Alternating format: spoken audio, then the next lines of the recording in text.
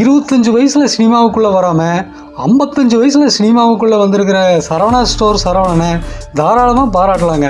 முதல் படம் மொக்கையாக இருந்தாலும் விடாமுயற்சியால் 2வது படத்தை கொடுத்துருக்குறாரு. இப்போது இந்த லீடர் என்ன கதை அப்படின்னு சொல்லி பார்க்கலாம்.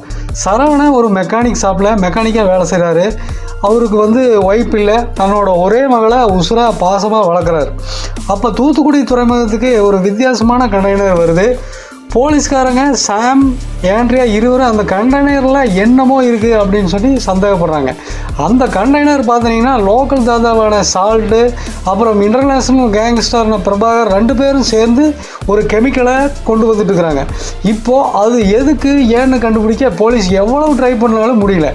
ஆனால் இந்த வில்லன் சால்ட்டு சரவணா மெக்கானிக் ஷாப்புக்கு அடிக்கடி கார் சர்வீஸுக்காக போகிறாங்க.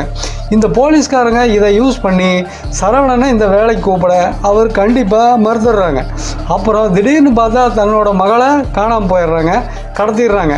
இதை வில்லன் தான் செஞ்சான் அப்படின்னு சொல்லி சரவணனை நம்ப வச்சு இந்த போலீஸ்காரங்க இந்த ஆப்ரேஷனில் சரவணனை உள்ளுக்குள்ளே கொண்டு வர்றாங்க.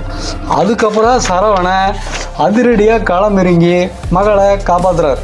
வழக்கமாக முதல் படத்தில் பண்ண தப்பெல்லாம் இதில் பண்ணாமல் ரொம்ப யதார்த்தமாக சரவணன் ஆக்ட் பண்ணியிருக்கிறாரு. அதிலும் ஆக்ஷன் காட்சிகளெல்லாம் புகுந்து அதகாலம் பண்ணுறாருன்னு வைங்களேன். ஃப்ளாஷ்பேக்கில் சீன்லாம் சரவணன் யார், என்னவெல்லாம் பண்ணுறாரு, ஏன் மெக்கானிக்காக இருக்கிறாரு அப்படின்னு சொல்லி காட்டுறாங்க. ஆனால் இதெல்லாம் பார்த்தீங்கன்னா பல படங்களில் ஏற்கனவே வந்த சீன் மாதிரியே இருக்குது. குறிப்பாக பாட்ஷா படத்தில் மாணிக்கம் பாட்ஷாவாக எப்படி மாறுறாரு அப்படின்னு சொல்லி வர்ற கதையை லைட்டாக உருவிட்டாங்களே சந்தேகமாக இருக்குது. எது எப்படியோ சரவணன் இந்த படத்தில் சிறப்பாக ஆக்ஷன் ஹீரோவாக நல்லா பண்ணியிருக்கிறாரு. பார்க்கலாங்க. அடுத்த படம் கண்டிப்பாக நடிப்பாருன்னு தான் நினைக்கிறேன். ஓகேங்களா?